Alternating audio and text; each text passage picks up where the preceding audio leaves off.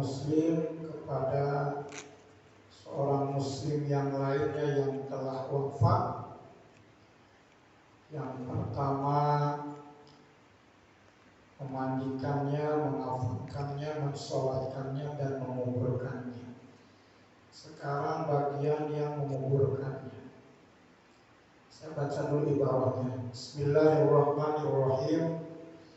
Qala musannif rahimahullahu ta'ala, nafa'anallahu bihi wa bi'ulumikum fid dharain amin ya rabbal alamin. Faslun ay hadza fasl. Inilah fasal. Aqallu dafni hufratun. Adapun paling sedikitnya menguburkan. Hufratun yaitu lubang. Taktumu raihatahu wa tahrusuhu.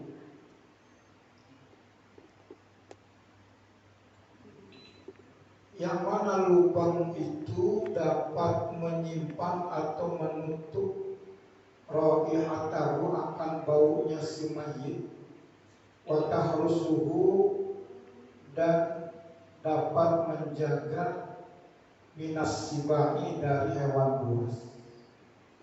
Wa akmaluhu dan adapun yang paling sempurna di dalam menguburkan jenazah qomatun, yaitu seukuran berdiri, wa basratun dan seukuran bentangan, wa yudhamu dan meletakkan hadduhu pipinya si mayit at-turab di atas tanah, wa yajibu tawjihuhu ilal qiblah dan wajib menghadapkan si mayit ke arah kiblat. Wallahu a'lam bishawab.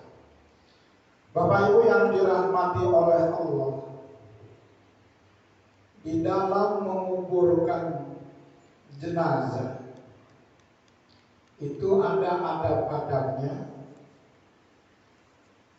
sebelum menguburkan dan adab-adab di dalam menguburkan dan adab-adab sesudah menguburkan.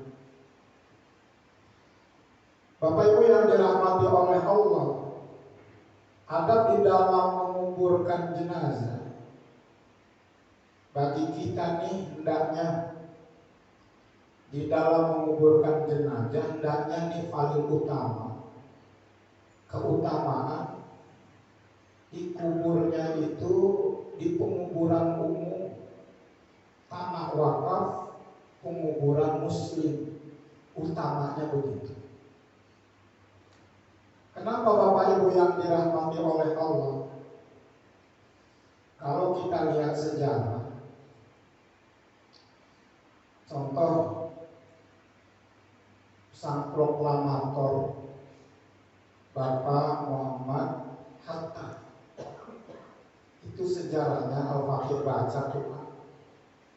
Beliau itu sebelum wafatnya tuh beliau berwasiat kepada keluarganya agar supaya dikuburnya itu tidak dikuburnya di Kalibata makam pahlawan, tapi minta dikuburnya di penguburan umum tanah kusir.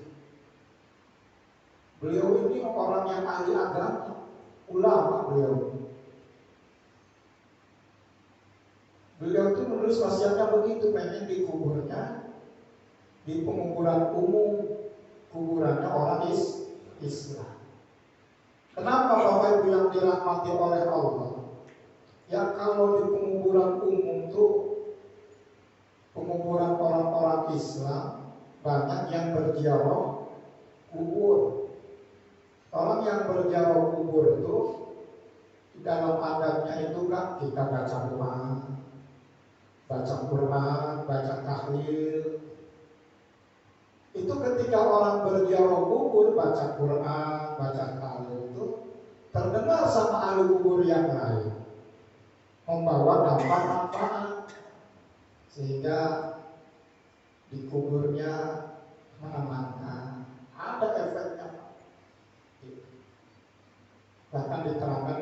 sebuah riwayat ketika satu kubur ini berdampingan, ternyata yang satu kubur dapat siksa, dampaknya terdengar baik. Terangkan sama seorang ulama Hanafi, maka diutamakan afdoliyahnya di penguburan umum, kuburan umat Islam.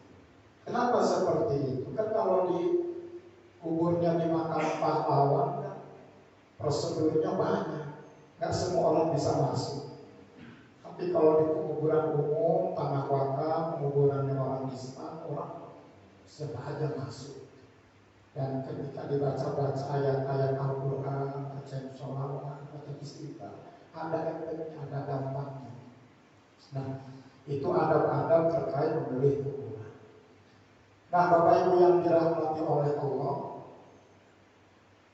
cara minimal di dalam menguburkan jenazah itu tadi, yang mana lubang kubur, bikin lubang yang fungsinya lubang itu bisa menutupi bahu mayit, yang kedua tidak tercium oleh binatang buas, dan yang ketiga mayit harus ngadepin kiblat. Udah cukup itu,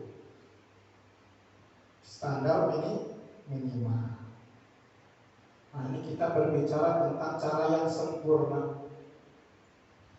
Pertama, Bapak Ibu yang dirahmati oleh Allah, digali kubur, digali lubang atau kubangan seukuran 4,5 hasta. Itu yang disebut ukuran berdiri selambaian. Berdiri selambaian, jadi ukuran panjang ini lebar sempurna seukuran itu, tinggi, lebar, panjang, berdirian selambaian, jadi orang berdiri melambai. Cara sempurna ukuran lubangnya atau kubangan. Bapak Ibu yang dirahmati oleh Allah, 4,5 hasta. Nih, kalau lihat di gambar, ini yang disebut berdiri selambaian. Bikin lubang atau kubangan. Kubangan tingginya 4,5 hasta, lebarnya 4,5 hasta, dan panjangnya 4,5 hasta. Ini yang disebut dengan berdiri selambaian.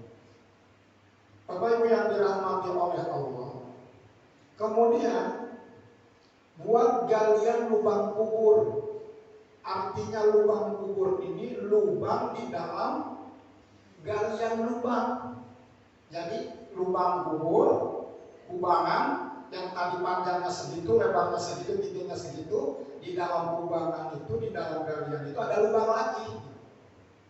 Nah, Bapak Ibu yang dirahmati oleh Allah, di dalam agama memerintahkan, mengajarkan ada 2 lubang. Yang pertama lubang lahat atau liang lahat, yang kedua liang sak. Liang lahat itu disebut bahasa kitanya lubang landak. Lubang landak. Liang sak itu bahasa kitanya lubang kaca puri. Seperti apa lubang landak itu, lubang kaca puri itu?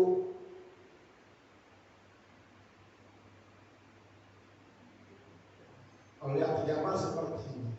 Nah, liang syak dan liang lahat atau liang landak. Mana yang harus dipakai? Semuanya boleh, tergantung dilihat dari kemaslahatannya. Jadi kalau liang lahat, liang landak, dan liang syak, mana yang harus dipakai? Tergantung struktur tanahnya. Dilihat dari struktur tanahnya. Ini orang yang gali kubur ngerti begini. Tapi setidaknya kita pun juga ngerti. Gitu. Kalau struktur tanahnya kuat, ya, maka diutamakan bikin liangnya liang lahat atau lubang landang. Jadi dibikin lubang di sebelah barat, di sebelah barat. Jadi kiblat ini kan ke barat, jadi dinding yang di sebelah barat dibikin coakan, seperti gambar itu. Ya. Lebarnya ya 40 atau 50 cm. Lebar, tingginya seperti itu. Kalau tanahnya kuat. Tapi kalau struktur tanahnya itu lembek, gampang ambrol, gampang longsor, maka digunakan liang syak yang disebut dengan kaca puri. Yang mana? Jadi di tengah lubang-lubangan itu dibikin lubang lagi di tengah-tengahnya itu. Jadi posisi papannya itu rata. Itu. Kalau liang lahat posisi papannya miring. Kalau kaca puri itu liang syak itu posisinya rata. Ini mah dilihat dari kemaslahatan dari sisi struktur tanahnya. Jadi kalau di sini gimana Pak Ustaz? Pakai liang lahat apa liang kaca puri? Yang lahat. Jadi masih kuat tuh tanahnya ya. Iya.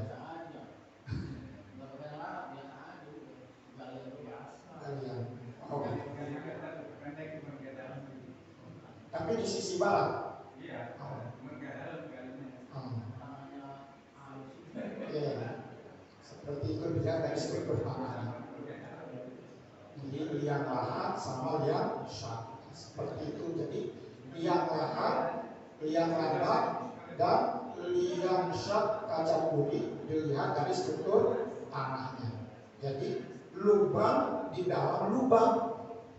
Jadi bikin kubangan di dalam.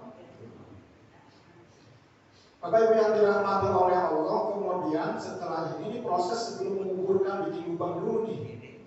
Dibikin bola sebesar bola kasti. Jumlahnya ya, misalnya jumlahnya mana? Sejumlah 6 dan 1 lempeng. Yang lempeng itu bentuknya kotak. Kalau yang 6 bentuknya seperti bola sebesar bola kasti. Dan yang 1 lagi kotak. Ukurannya disesuaikan aja. Yang mana fungsinya untuk ganjel nanti si jenazah ketika posisinya dimiringkan tuh, ditidurkan tuh supaya ketika sudah ditidurkan diganjel supaya nggak terlentang. Itu biar kuat dia ketika miringnya. Itu fungsinya begitu.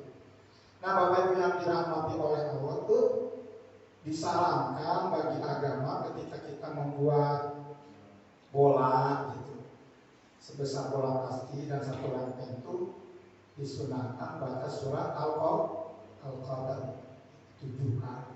Inna anzalnahu fi lailatul qadar sampai hatta matla'il fajr. 7 kali 1 bola. Saat dibikinnya, jadi dibikin begini baca surat Al-Qadar 7 kali. Jadi sunnah tuh yang dibikin begitu. Tabur saya tuh dapat meringankan siksa kubur nanti bagi si mayit. Kalau yang gitu dia nggak bisa baca. Baca Bismillah. Baca Bismillah kalau nggak bisa. Bisanya baca ayat Al-Quran. Kalau nggak bisa baca Bismillah, baca Fatihah. Kalau nggak bisa baca Fatihah, baca surat Qul. Ya, tapi dianjurkan membaca surat Al-Qadar. Bapak Ibu yang dirahmati oleh Allah, nah ini sudah jadi itu bikin kuburan, sudah jadi bikin lubangnya. Contoh kita bikin lubangnya lubang landang, yang lain umumnya bisa pakai begitu rata-rata, gitu. Kemudian siapin papannya sesuai dengan yang kebutuhan papan untuk menutup. Ketika si mayit ini setelah selesai disolatkan, kan dibokong. Contoh dari masjid Baitul Nikmat nih.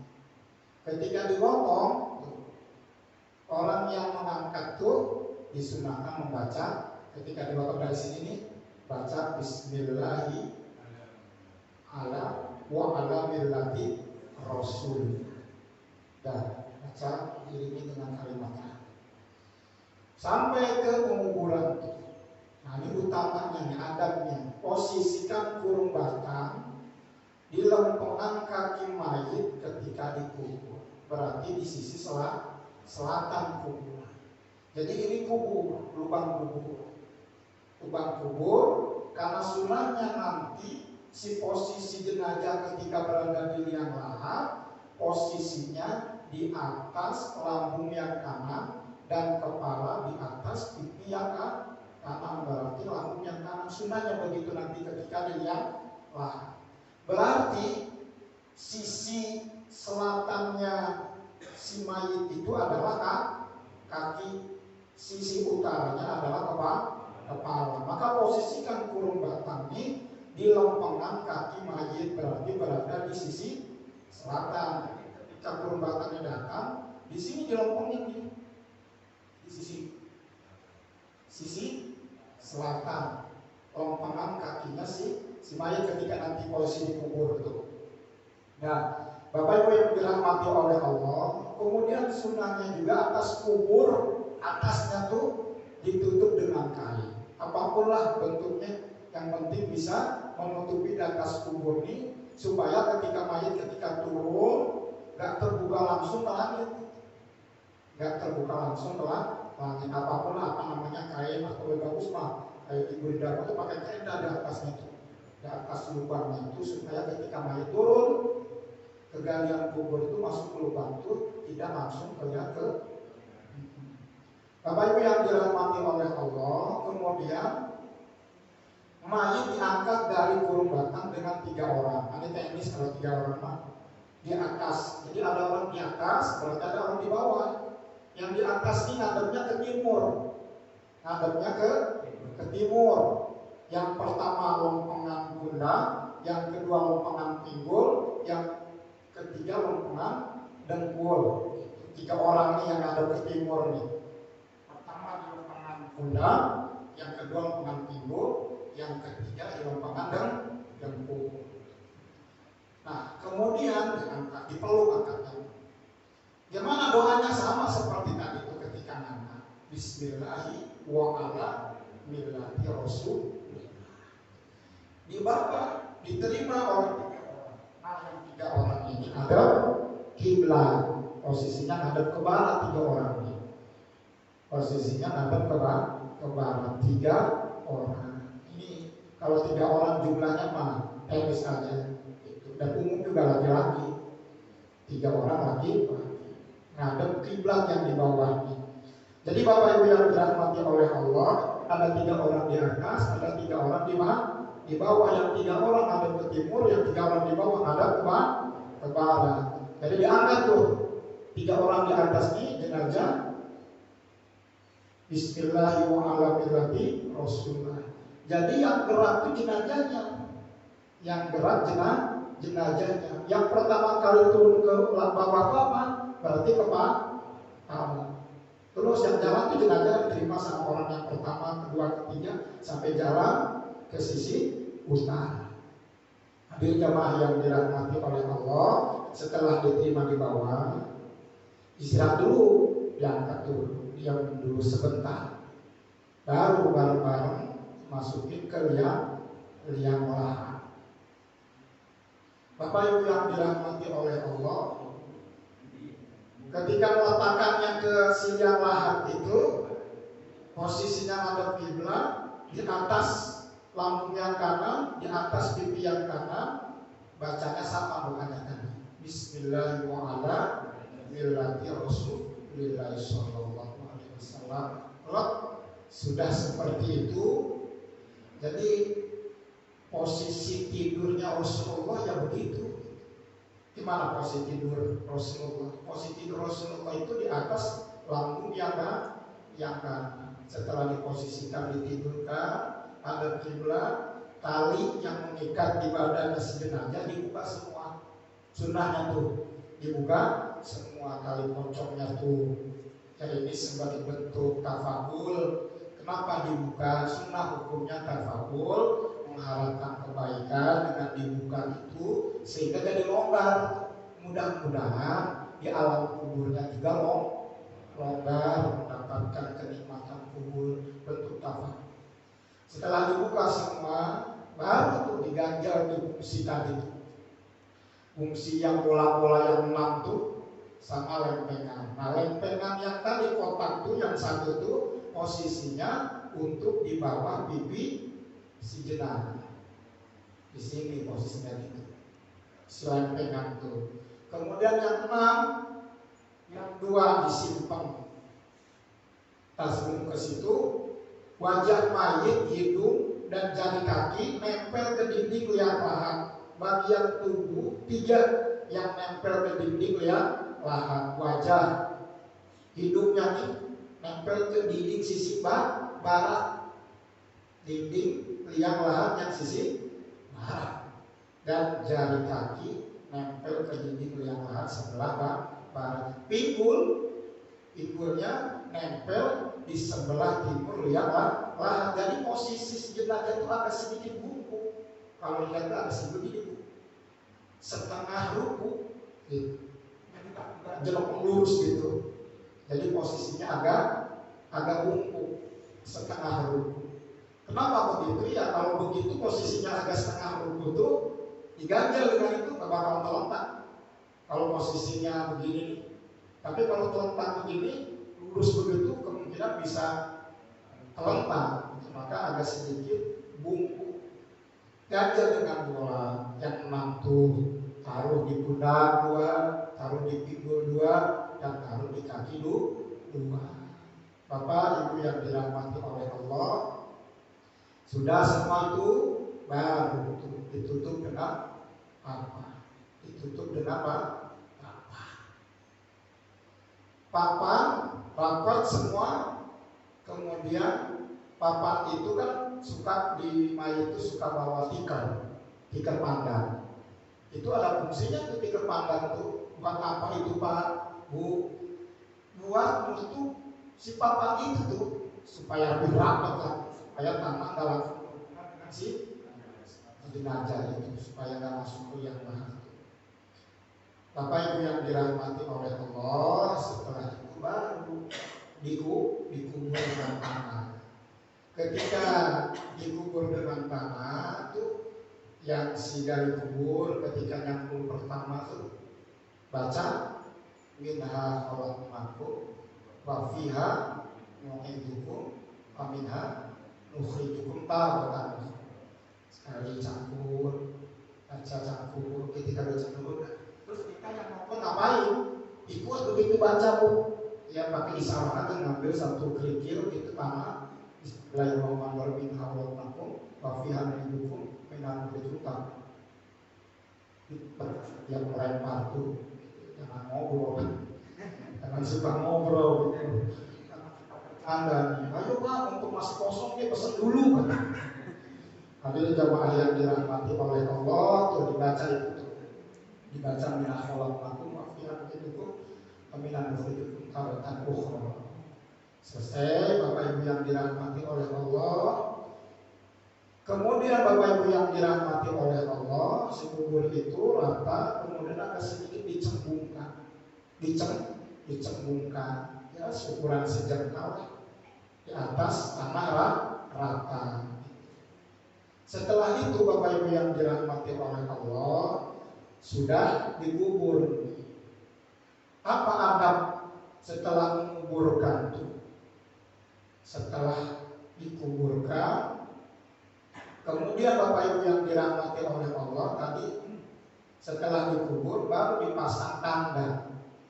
Tanda itu kayak batu nisan gitu. Nisan di mana sejajar dengan kepala dan sejajar dengan pinggul. Itu pas sejajar, kalau kita pasang batu nisan, kalau tadi ke bawah itu sejajar dengan kepala, sejajar dengan pinggul. Apa fungsinya? Untuk menandakan kalau si jenazah ini posisinya di situ. Bapak Ibu yang dirahmati oleh Allah, setelah itu baru ditaruh sesuatu yang basah, pelepah kelapa atau bunga, Ini juga mengambil pelajaran sebagaimana yang dicontohkan oleh Rasulullah SAW. Ketika Rasulullah lewat tinggal membuat kuburan itu, Rasulullah terdiam Bapak Ibu. Kemudian Rasulullah ambil pelok dan basah ditangkap kedua kuburan itu. Sahabat bertanya, kenapa ya Rasul? Rasulullah bilang, aku melihat mendengar bahwa si kubur dengan lagi disiksa. Mudah-mudahan dengan ditaruhnya si pelopah ini yang masih baca agar siksa si kubur. Jadi sesuatu yang basah gitu, si pelopah kelapa atau bunga. Tuh adabnya setelah menguburkan. Yang kedua, adabnya adalah mentalkinkan. Apa itu talkin? Diingatkan kembali dengan akidah yang diyakininya. Bapak Ibu yang dirahmati oleh Allah, tadi ada kelupaan, diazankan dan diikomatkan. Jadi diazankan dan diikomatkan itu nggak harus di lubang kuburnya, boleh di atas kubur. Jadi menganalogikan, mengkiaskan orang yang lahir ke dunia ini sunnahnya apa? Diazankan kuping kanan dan dikomatkan kuping kiri. Maka hendaknya kias nih, ketika orang keluar dari dunia ini, wafat meninggal dunia, maka diazankan dan dikomatkan. Nah, itu diazankan itu harus di kuburnya sejenak, boleh di atas kubur juga diazankan dan dikomatkan. Kemudian ditalkinkan Bapak Ibu yang dirahmati oleh Allah, mengingatkan kembali akan akidah yang diyakininya itu. Banyak bacaan-bacaan talqin itu. Asyhadu an la ilaha illallah wa asyhadu anna Muhammadar Rasulullah. La ilaha illallah wahdahu la syarikalah. Lahul mulku wa lahul hamdu yuhyi wa yumiitu wa huwa ala kulli syai'in qadir. Kullu nafsin dha'iqatul maut wa innama tuwaffawna ujurakum yaumal qiyamah. Faman zuhziha 'anil nar wa udkhilal jannah faqad faz. Wa mal hayatud dunya illa mata'ul ghurur. Ya Abdullah, uzkur, kalau laki-laki uzkur, kalau perempuan uzkuri. Kalau laki-laki uzkur, sebutkan, ucapkan la ilaha illallah Muhammadur Rasulullah biqaulin wadihin, dengan ucapan yang jelas, bilisanin fasihin, dengan lisan yang fasih.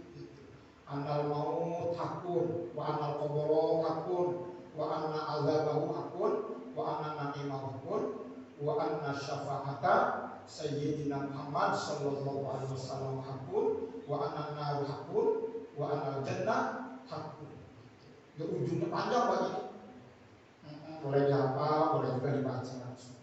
Nah, ujungnya nanti sabatakallahu biqaulin sabit. Semoga Allah memantapkan dirimu biqaulin sabit, dengan ucapan yang kokoh, dengan ucapan yang mantap. Tuh, diingatkan kembali dengan akidah yang diyakini, sunnahnya, adanya setelah menguburkan. Terus apa lagi? Nah ini, nanti pulang ke rumah, sholat hadiah. Nih, sholat hadiah bagi ahli waris ketika ibu bapak, orang tua kita meninggal dunia, sunnah bagi ahli warisnya sholat hadiah. Tahu Bapak Ibu sholat hadiah? Sholat hadiah itu sholat yang dilakukan untuk membantu si mayit. Ini diambil di dalam hadis Rasulullah SAW, yang Rasulullah SAW bersabda, kondisi yang paling stres, kondisi yang paling menakutkan adalah ketika malam pertama dikubur. Kalau malam pengantin enak, malam pertama malam pengantin, ini malam pertama dikubur yang Rasul katakan kondisi situasi stres, menyakitkan, menyeramkan. Malam pertama dikubur, kata Rasul, kasihanlah mereka, bersedekahlah atas mereka. Akhirnya ulama dari hadis ini menjelaskan itulah salah satunya disebut dengan sholat hadiyah. Kapan sholat hadiyah ini?